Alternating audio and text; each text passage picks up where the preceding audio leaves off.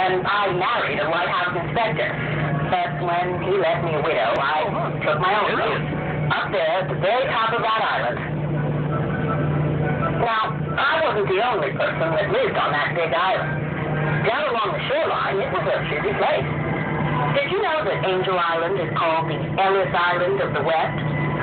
If you were an immigrant sailing here from Russia or Latin America or Asia, your first stop in America would have been Angel Island. Everyone was welcome. Well, for a while at least.